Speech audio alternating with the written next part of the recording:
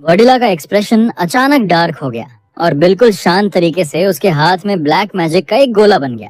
उसने लोया को याद दिलाया कि उसे यहाँ इसलिए लाया गया था क्योंकि उसे दुनिया का सबसे ग्रेटेस्ट ब्लैक स्मिथ माना जाता है, और अगर वह एक्सपेक्टेशन पर खरा नहीं उतरा तो उसकी जगह लेने वालों की कोई कमी नहीं है।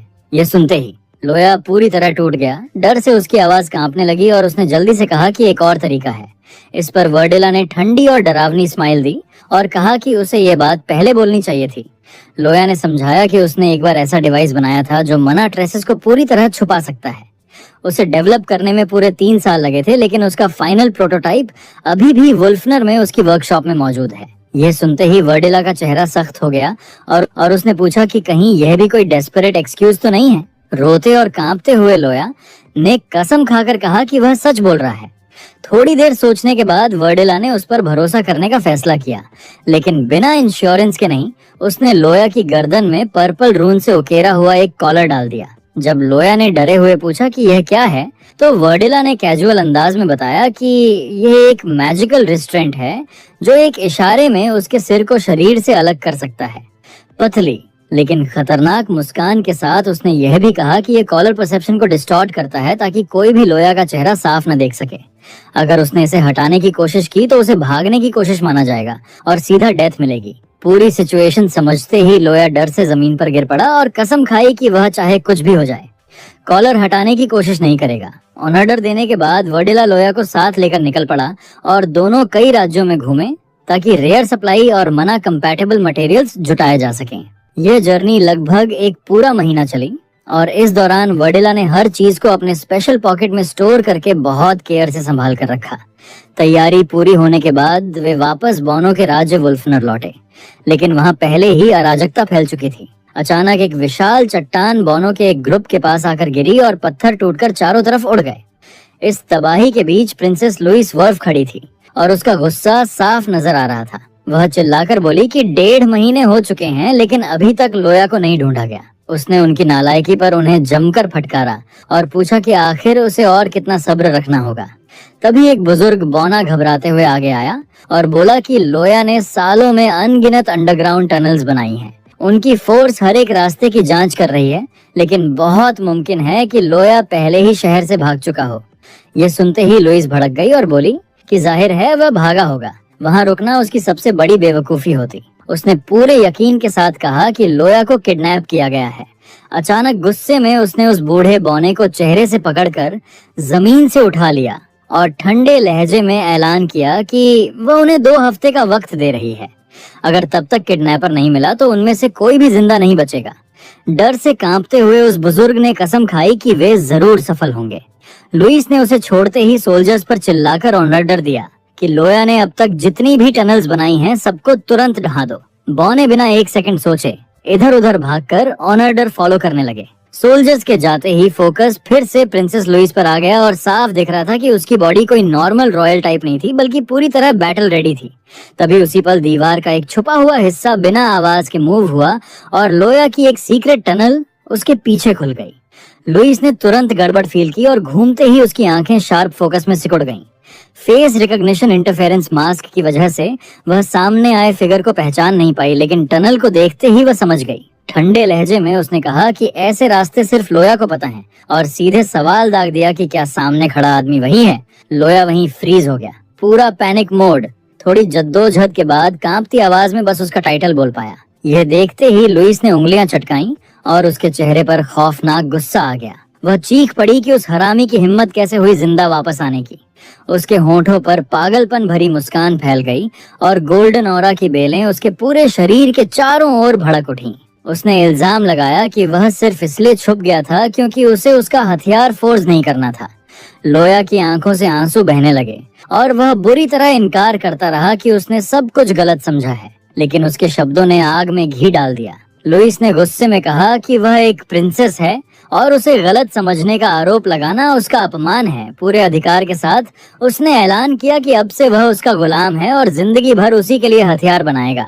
उसकी मुट्ठी के चारों तरफ गोल्डन ऑरा और तेज हो गया और वह बोली कि सबसे पहले उसे भागने की सजा दी जाएगी। लेकिन पंच लगने से ठीक पहले दोनों के बीच एक भयानक ब्लास्ट हुआ और लुइस हवा में उछलकर दूर जा गिरी। जमीन पर टकराने के बावजूद उसने एक हाथ टेक कर आसानी से खुद को संभाल लिया।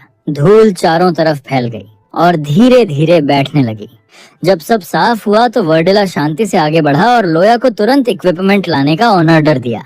लुइस ने नए आए शख्स को घूरा, लेकिन इंटरफेरेंस इफेक्ट की वजह से उसकी पहचान नहीं कर पाई और गुस्से में पूछा कि वह कौन है और एक बौने की मदद क्यों कर रहा है। उसने बिना किसी इमोशन के जवाब दिया कि वह उसी ब्लैकस्मिथ का मास्टर है जिसे वह जबरदस्ती अपना गुलाम बना रही थी। यह सुनते ही लुइस हवा में कूद गई और आग उगलते हुए चिल्लाई कि ब्लैकस्मिथ उसका गुलाम है और जिंदगी भर उसी के लिए हथियार बनाएगा।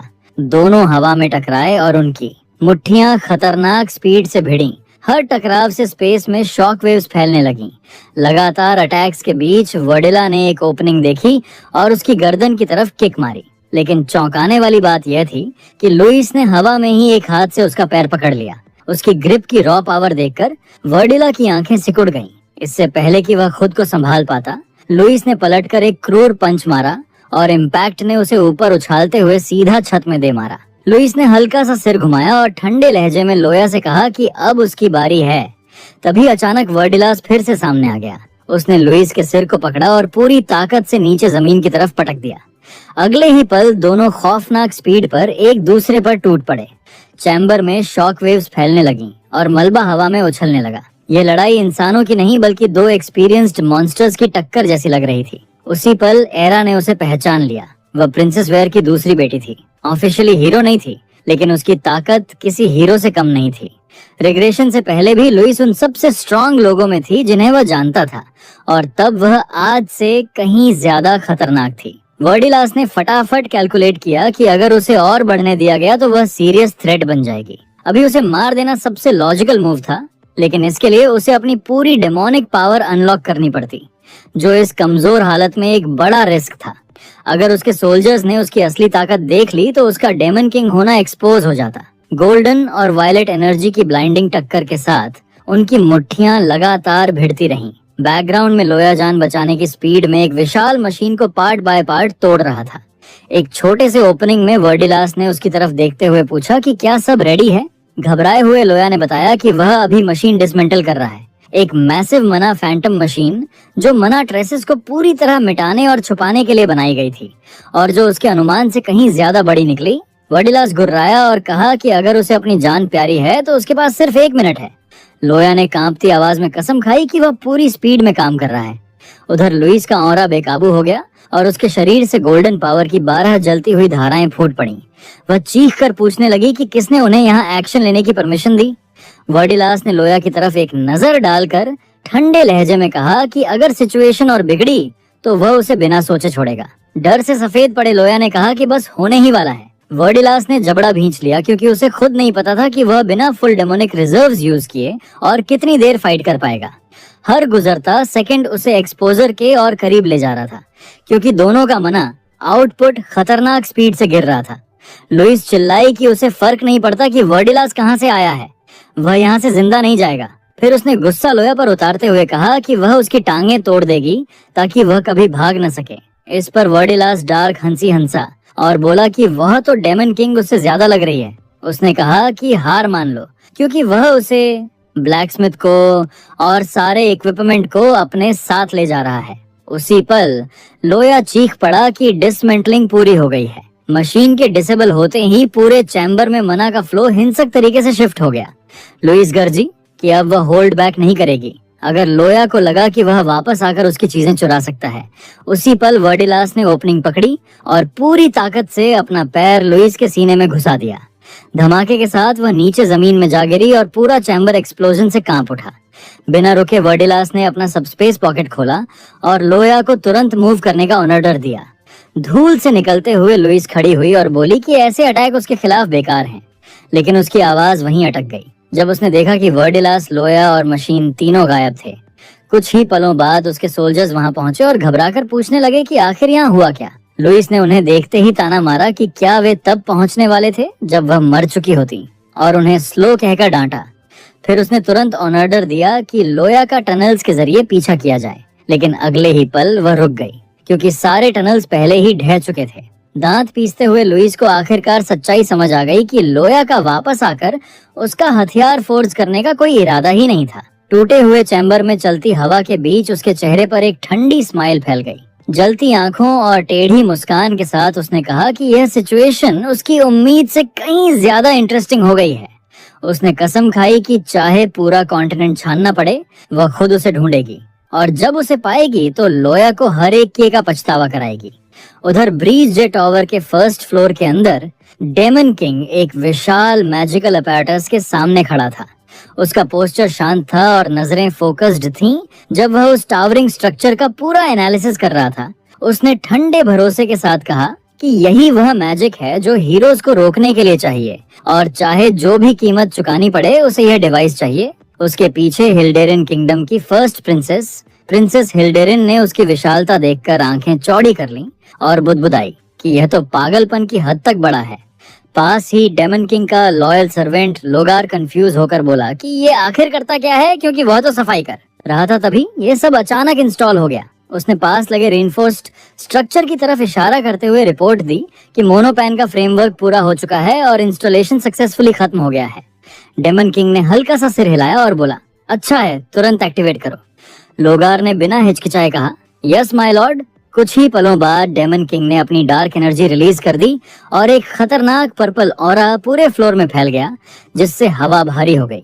उसकी आवाज और भी ठंडी हो गई और उसने कहा कि इसे यहाँ लाने में जो कुछ भी लगा है, उसके बाद ये वर्थ इट होना चाहिए। डेमोनिक प्रेशर से लोगार कांप गया, लेकिन खुद को संभालते हुए बोला कि एक्टिवेशन पहले ही प्रोसेस में है।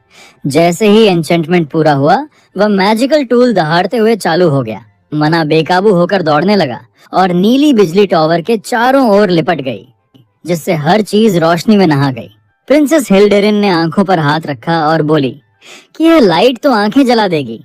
उसी पल डेमन किंग के सामने एक ट्रांसलूसेंट सिस्टम स्क्रीन खुली, जिसमें नोटिफिकेशन आया कि टावर ने मोनो फैंटम को पहचान लिया है और सिंक्रोनाइजेशन के लिए 10,000 पॉइंट्स चाहिए। प्रोसीड।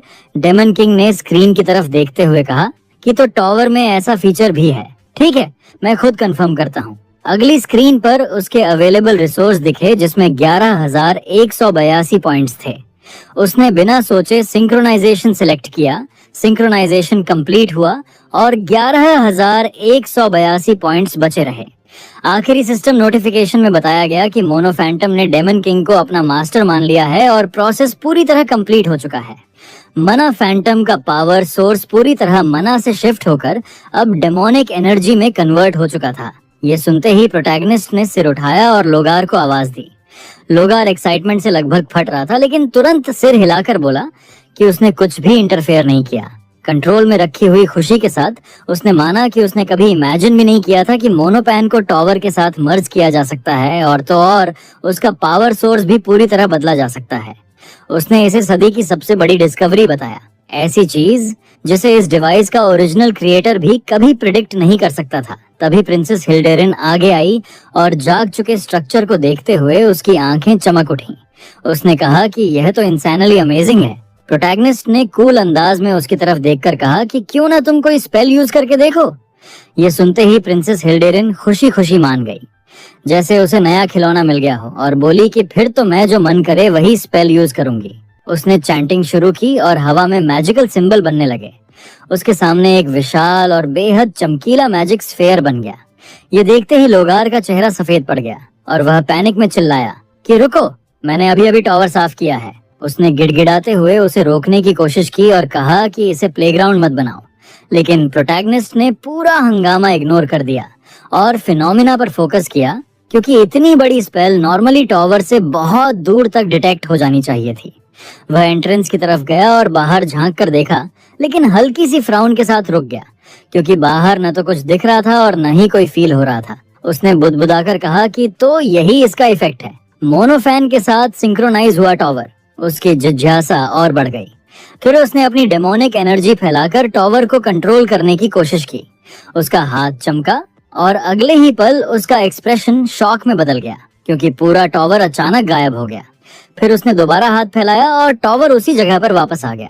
उसी पल उसे समझ आ गया और उसने धीमे से कहा कि मैं जब चाहूँ टावर को छुपा सकता हूँ और जब चाहूँ वापस बुला सकता हूँ। सिर्फ ये सोच ही माइंड ब्लोइंग थी। उसकी आंखों में डेमोनिक एनर्जी की हल्की चमक आई और होठों पर कंट्रोल्ड स्माइल आ गई। उसने शांति से कहा कि अभी इस पावर को फ्रीली यूज करना मुश्किल है, लेकिन फ्यूचर में ये बेहद काम आने वाली है। इसी बीच इनर चैम्बर के बाहर लोअर खुद को रोक नहीं पाया और जोर से परमिशन मांगने लगा कि उसे बस थोड़ा सा मौका चाहिए इस डिवाइस को चेक करने का। उसकी एक्साइटमेंट इतनी बढ़ गई कि वह गलती से बोल पड़ा कि वह मैजिकल टूल और टॉवर दोनों को डिसमेंटल करना चाहता है। फिर तुरंत खुद को करेक्ट करते हुए बोला कि मेरा मतलब सिर्फ रिसर्च के लिए एग्जामिन करना है। उसने दावा किया कि उसने रिकॉर्डेड हिस्ट्री में कभी ऐसी चीज नहीं देखी, न पास्ट में न प्रेजेंट में, और इसे हिस्टोरिक डिस्कवरी बताते हुए स्टडी की इजाजत मांगने लगा। उसका बिहेवियर लगभग पागलपन की हद तक पहुंच चुका था। प्रोटैगनिस्ट ने उसे शार्प नजरों से देखते हुए कहा कि तुम तो ऐसे बोल रहे हो जैसे कोई डेमन लड़ाई के लिए तड़प रहा हो। उसने यह कमेंट किया, लेकिन फिर भी वह इस बात को नकार नहीं सका कि लोगार पूरी तरह खुद पर से कंट्रोल खो चुका था। थोड़ी देर सोचने के बाद प्रोटैगनिस्ट ने अपना फैसला सुनाया कि ठीक है, अगर तुम फर्स्ट फ्लोर में फंसे हुए सभी हीरोज को पूरी तरह वाइप आउट कर दो तो उसके बाद जो मन करे करना। ये सुनते ही लोगार की आंखें चमक उठी और उसके शरीर के चारों ओर क्रिम्सन एनर्जी फट पड़ी। उसने कसम खाते हुए कहा कि वह उन चालाक हीरोज को बिना किसी दया के कुचल देगा और बिना एक भी शब्द बोले तुरंत चैंटिंग शुरू कर दी, पूरी तरह उस चीज में डूबा हुआ जिसे वह अपनी इंस्पेक्शन मान रहा था। लोगार को वहीं छोड़कर प्रोटैगनिस्ट ने प्रिंसेस हिल्डेरिन की तरफ रुख किया और शांत आवाज में उसे सुझाव दिया कि वह उन हीरोज का सामना करे जो 4th फ्लोर तक पहुंच चुके हैं। यह सुनकर प्रिंसेस हिल्डेरिन एकदम फ्रीज हो गई और बोली, लेकिन मैं तो प्रिंसेस हूँ। उसकी आवाज में हल्का सा प्रोटेस्ट था, लेकिन वह ज्यादा ऑफेंडेड से ज्यादा प्लेफुल लग रही थी। प्रोटैगनिस्ट ने नॉर्मल टोन में जवाब दिया कि तुम एक टैलेंटेड स्पिरिट भी हो और तुम्हारा रॉयल पैलेस वापस जाने का कोई इरादा नहीं है। बोलते बोलते वह खुद भी समझ रहा था कि यह फैसला भारी है, क्योंकि वह अभी भी एक इनोसेंट प्रिंसेस थी जिसे दुनिया की क्रूरता का ज्यादा अंदाजा नहीं था और उसे उसके ही लोगों के खिलाफ खड़ा करना आसान बात नहीं थी। प्रिंसेस हिल्डेरिन चुप हो गई और सोचने लगी कि वह आखिर किससे लड़ेगी। फायर वाटर जैसे ऑप्शन उसके दिमाग में घूमने लगे, लेकिन प्रोटैगनिस्ट ने उसे वहीं रोक दिया और कहा कि इसकी जरूरत नहीं है, तुम्हें बस हीरोज को डिस्टर्ब करना है और खुलेआम खुद को उनका दुश्मन दिखाना है। अगर यह प्लान सक्सेस हुआ तो मैं तुम्हें एक और विश दूंगा। उसने उसकी आंखों में देखा, उसका एक्सप्रेशन सीरियस हो गया और उसने धीरे से सिर हिलाया और कहा कि मैं करूंगी, लेकिन एक कंडीशन के साथ। मुझे आपकी सबऑर्डिनेट के रूप में इंट्रोड्यूस करना, प्रिंसेस के तौर पर नहीं। यह सुनकर प्रोटैगनिस्ट पल भर के लिए चौंका, फिर बिना हिचक मान गया, ठीक है। यह सुनते ही प्रिंसेस हिल्डेरिन का चेहरा खुशी से चमक उठा, बिल्कुल किसी खुश किटन की तरह। उसने ब्राइटली थैंक यू कहा और बोली कि मैं पूरी कोशिश करूंगी। फिर आंख मारते हुए बोली कि तो क्या मुझे अपनी लुक्स से हीरोज को चार्म करना है? वो तो मुझ पर फिदा हो जाएंगे। प्रोटैगनिस्ट ने फ्लैट टोन में काटते हुए कहा, नहीं, जो कहा गया है वही करना। उसने तुरंत आज्ञाकारी अंदाज में कहा, अंडरस्टूड। कुछ समय बाद प्रोटैगनिस्ट चुपचाप बैठा था और उसकी नजर सामने तैर रही सिस्टम स्क्रीन पर टिकी हुई थी। वह पहले से चल रही तैयारियों को रिव्यू कर रहा था। फर्स्ट फ्लोर पर मास मना कैनन फायर से हीरोज की संख्या कम की जाएगी और 4th फ्लोर पर प्रिंसेस हिल्डेरिन बैट की तरह काम करेगी ताकि बचे हुए हीरोज को फिनिश किया जा सके। फिर भी 200 से ज्यादा हीरोज के आगे बढ़ने की खबर ने उसे संतुष्ट नहीं किया, क्योंकि यह स्ट्रेटेजी आधे हीरोज को भी खत्म नहीं कर पाएगी। ऐसे में एक ही ऑप्शन बचता था, खुद को और स्ट्रॉन्ग बनाना। उसकी नजर उसके हाथ में रखे चमकते खजाने पर गई, जिसके चारों ओर घनी डेमोनिक एनर्जी लिपटी हुई थी और वह हल्के से शिमर कर रहा था। उसने पहचान लिया कि ये एक आइसी वाटर एलिमेंटल स्पिरिट ब्लॉसम है, जो उसके लिए एक परफेक्ट क्रिएशन था। डेमोनिक एनर्जी से करप्टेड स्पिरिट ब्लॉसम खास तौर पर बेहद पावरफुल होते हैं और डेमन पर भी असर करते हैं। उसी पल उसने फैसला कर लिया कि वह ऐसे और भी ब्लॉसम हासिल करेगा। कहीं और प्रिंसेस हिल्ड्रेन अंतहीन बर्फ और चुभती ठंड से भरी जमीन पर खड़ी थी। उसने चारों तरफ जमी हुई दुनिया को स्कैन किया और हल्की सी सांस छोड़ते हुए बोली कि यहाँ भी कुछ नहीं है, अब आगे क्या करें? ये हमारी तीसरी ट्राई हो चुकी है। प्रोटैगनिस्ट ने शांत लेकिन थोड़ी थकी आवाज में जवाब दिया कि शायद पहले जो सक्सेस मिली थी वह सिर्फ लक थी। प्रिंसेस हिल्ड्रेन ने हल्का सा सिर हिलाया और कहा कि हाँ, सच में कुछ अजीब सा लग रहा है। तभी अचानक उनके सामने एक विशालकाय आकृति प्रकट हुई। प्रोटैगनिस्ट ने तुरंत अपना हाथ उठाया और उसके चारों ओर डार्क एनर्जी इकट्ठा होने लगी। उसकी आवाज में इरिटेशन साफ झलक रहा था और उसने ठंडे लहजे में पूछा कि तुम फिर से आ गए हो क्या? मैं इन इंटरप्शन से सच में बोर हो रहा हूँ। वह विशाल आदमी गहरी गूंजती आवाज निकालते हुए झुका और सम्मान से बोला कि मैं ब्लू फॉरेस्ट ट्राइब का क्रियोटो हूँ और डेमन किंग को प्रणाम करता हूँ। वह और भी नीचे झुक गया और गुहार लगाई कि हम आपकी शरण लेने आए हैं।